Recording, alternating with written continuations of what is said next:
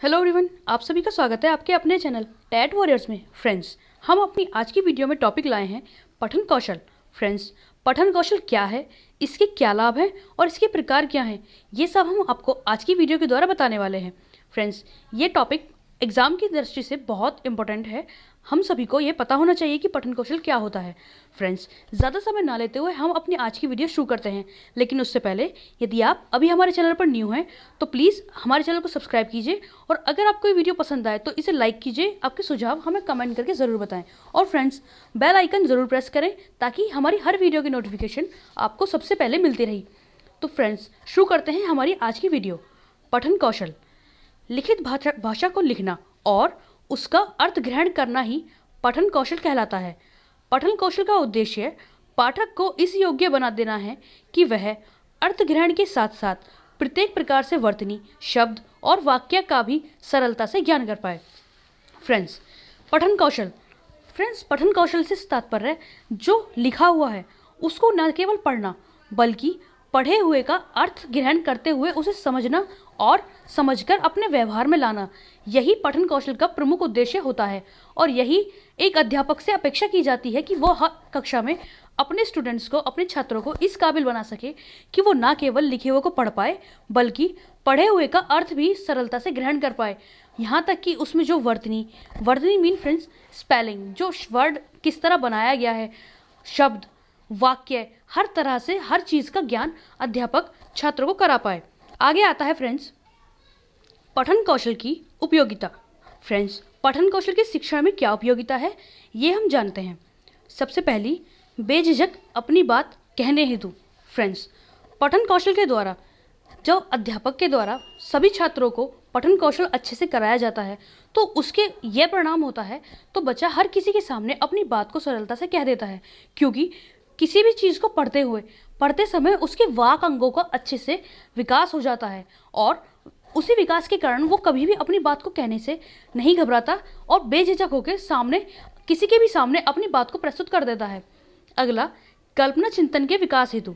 Friends, कल्पना चिंतन से तात्पर्य कि जब पठन कौशल के द्वारा बच्चा अर्थ ग्रहण करने लगता है तो उस अर्थ ग्रहण करने के साथ मान लीजिए कि वो कोई कहानी पढ़ रहा है, उस कहानी की अपने मन में एक इमेजिनेशन करनी शुरू कर देता है, कल्पना करने लगता है, सोचने लगता है कि ये कैसे हुआ, ये क्यों हुआ।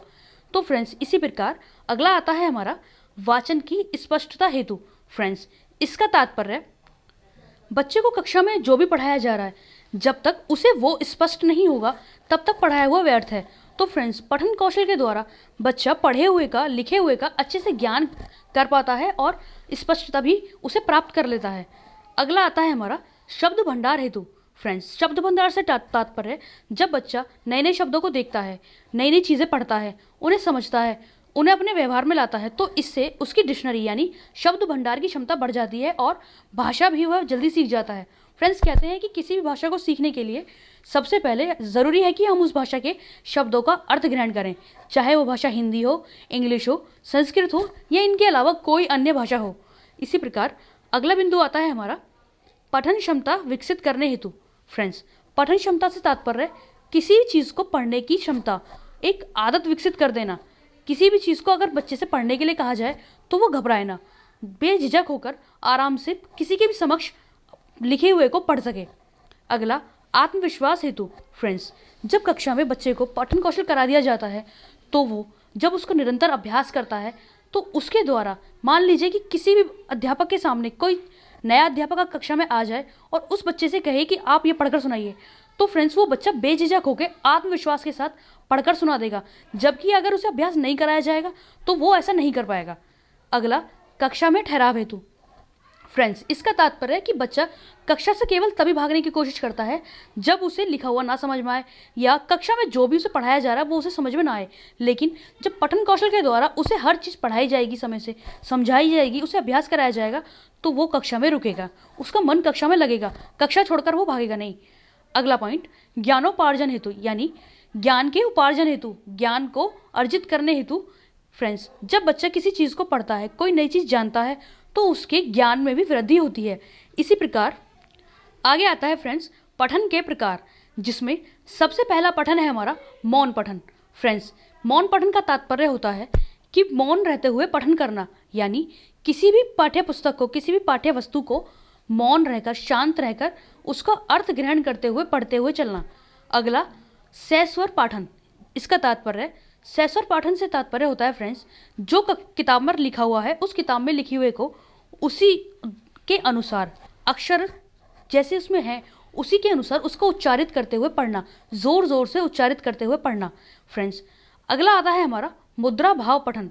इसका तात्पर्य है कि कक्षा में जो भी पाठ्य पुस्तक उपलब्ध हैं उनमें जिस तरह की इमेजेस हैं, जिस तरह के पिक्चर हैं, उनको देखकर बच्चा ये अर्थ ग्रहण कर ले कि किस फोटो का तात्पर्य क्या है। मान लीजिए कि एक फोटो में बच्चा दिखाया गया है कि वो खेल रहा है, तो उसका तात्पर्य बच्चा उस चित्र को देखते ही समझ जाए कि इस पिक्चर में यह बताया जा रहा है कि बच्चा खेल रहा है।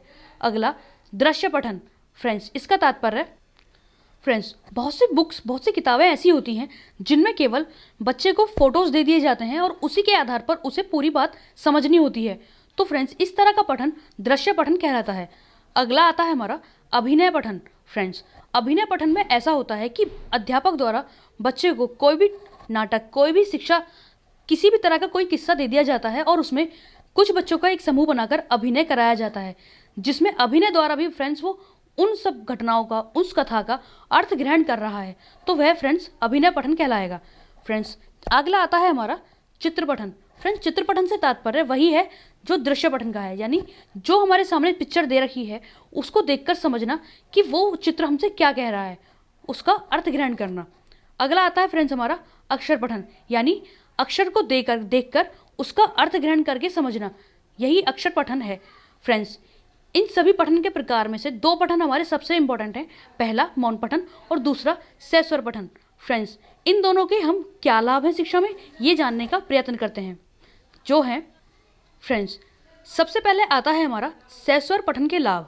सबसे पहला, उच्चारण में शुद्धता फ्रेंड्स। इसका तात्पर्य है कि जब बच्चा बार बार कक्षा में या घर पर रहकर भी बार बार सस्वर यानी जोर जोर से बोलकर किसी चीज़ का अभ्यास करता है तो उसके उच्चारण में एक शुद्धता आ जाती है फ्रेंड्स। आप लोगों ने नोटिस किया होगा कि अगर हम किसी भाषा को पढ़ते रहते हैं तो उस भाषा को हमसे अगर कभी भी कोई भी पढ़ने के लिए बोलते हैं या ना भी बोले तो हम उसे सरलता से पढ़ लेते हैं। अब मान लीजिए फ्रेंड्स, हम सभी हिंदी भाषा जानते हैं और उसको ही अक्सर हम अपने व्यवहार में लाते हैं, अखबार वगैरह, न्यूज़पेपर, इन सभी में हम हिंदी का ही पढ़ना पसंद करते हैं, तो हम उसे सरलता से पढ़ लेते हैं। लेकिन इसके अभाव में अगर हमसे कह दिया जाए कि आप संस्कृत का पढ़ के दिखाइए या उर्दू का पढ़कर दिखाइए, तो फ्रेंड्स हम उसे पूरी तरह से नहीं पढ़ पाएंगे। उसमें ना तो हमारा उच्चारण शुद्ध होगा और ना ही हम उसे प्रॉपर वे में बोल पाएंगे। इसी प्रकार अगला पॉइंट आता है हमारा आत्मविश्वास में वृद्धि फ्रेंड्स। जब सस्वर पाठन के द्वारा हम प्रैक्टिस के द्वारा अपने अभ्यास को इतना अच्छा कर लेंगे कि हम हर एक शब्द को अच्छे से पढ़ पाएँ, उसका मीनिंग दूसरे को समझा भी पाएँ, तो फ्रेंड्स इससे कहीं ना कहीं हमारे आत्मविश्वास में वृद्धि होती है, जो कि आवश्यक है। और अगर हम किसी भी पाठ का, किसी चीज़ का हम अभ्यास नहीं करेंगे तो हमारा आत्मविश्वास कहीं ना कहीं डगमगाता रहता है कि हम इसे पढ़ पाएंगे या नहीं पढ़ पाएंगे। इसी प्रकार अगला लाभ आता है हमारा वर्तनी और शब्दों का ज्ञान फ्रेंड्स। वर्तनी से तात्पर्य है कि जो अक्षर बने हुए हैं उन अक्षरों को वैसे ही पढ़ना। जैसे मान लीजिए कि अगर हमारा अक्षर लिखा हुआ है से सपेरा वाला, और अगर कोई जानता होगा कि ये से सपेरा है तो उसे सही बोलेगा, और इसके अभाव में यदि वो नहीं जानता होगा तो उसे श षटकोण या श सलजम के रूप में भी उच्चारित कर सकता है। इसी प्रकार सही शब्दों का ज्ञान और सही वर्तनी का ज्ञान सस्वर पाठन के द्वारा बच्चे को हो जाता है। अगला वाक अंगों के विकास हेतु। इसका तात्पर्य फ्रेंड्स, जब हम बोलते रहते हैं, बोलने से हमारी जो वाक इंद्रियां हैं वो हमारे, यानी बोलने का जो हमारा तंत्र है, जो सिस्टम है, वो अच्छे से काम करने लगता है। हमारा अच्छे से किसी भी चीज़ को प्रोनाउंसिएशन या उच्चारित कर पाता है। अगला आता है हमारा जो सबसे इंपॉर्टेंट पॉइंट है, सस्वर पाठन प्राथमिक कक्षा हेतु उपयोगी फ्रेंड्स। अक्सर एग्जाम में पूछ लिया जाता है कि सस्वर पाठन किस स्तर हेतु उपयोगी है, तो फ्रेंड्स ये आप याद रखेंगे कि प्राथमिक कक्षा हेतु सस्वर पठन बहुत आवश्यक है। आगे आता है फ्रेंड्स हमारा मौन पठन के लाभ। सबसे पहला लाभ है इसका अर्थ सरलता पूर्वक ग्रहण कर पाना फ्रेंड्स। ये बात आप सभी ने नोटिस की होगी, जब आप किसी चीज़ को पढ़कर बोल रहे हो, पढ़कर मतलब ज़ोर ज़ोर से उच्चारित करके आप पढ़ रहे हो या शांत रहकर आप पढ़ रहे हो, तो उन दोनों में मौन पाठन के द्वारा आप किसी वस्तु का अर्थ सरलता से ग्रहण कर पाएंगे। और अगला लाभ इसमें आता है हमारा समय की बचत फ्रेंड्स अक्सर रिसर्च में भी ये साबित किया गया है और जो बड़ी बड़ी बुक्स हैं, जिनके बड़े बड़े राइटर्स हैं, वो ये कहते हैं कि मौन पठन द्वारा समय की बचत होती है और जिसमें सैस्वर वाचन द्वारा अधिक समय लगता है किसी चीज़ का अर्थ ग्रहण करने में, जबकि मौन वाचन द्वारा हम किसी चीज़ का अर्थ बहुत सरलता से और शीघ्रता से ग्रहण कर लेते हैं। अगला पॉइंट आता है हमारा किसी को बाधित किए बिना। फ्रेंड्स इसका तात्पर्य आप खुद ही आइडिया लगाइए कि आप घर पर बैठकर पढ़ रहे हो और आपके साथ में कोई और भी पढ़ रहा है, वो किसी भी शब्द को सैस्वर वाचन के द्वारा यानी जोर जोर से बोलकर पढ़ रहा है और आप, तो क्या आप ऐसे में पढ़ाई कर पाएंगे? फ्रेंड्स नहीं कर पाएंगे। इसीलिए मौन वाचन का लाभ, मौन पठन का लाभ इस स्तर पर ज़रूरी है ताकि आप बिना किसी को बाधित किए अपनी पढ़ाई कर पाएँ और दूसरा भी बिना किसी को बाधित किए अपनी पढ़ाई कर पाए। अगला पॉइंट आता है हमारा उच्च कक्षा स्तर हेतु उपयोगी। फ्रेंड्स ये भी बहुत आवश्यक पॉइंट है कि मौन पठन का लाभ यानी मौन पठन का उच्च स्तर हेतु बहुत आवश्यक है। तो फ्रेंड्स हमारी आज की इस वीडियो में इतना ही। हमने इस वीडियो में वो सभी बिंदु शामिल करने का प्रयास किया जो आप सभी के लिए उपयोगी हो सकते हैं। फ्रेंड्स यदि आपको ये वीडियो पसंद आए या आपको इस वीडियो के बारे में कुछ भी कहना है तो प्लीज़ हमें कमेंट करके ज़रूर बताएं। अपना ध्यान रखें फ्रेंड्स और पूरा मन लगा के अपने एग्जाम्स की तैयारी करते रहें। धन्यवाद।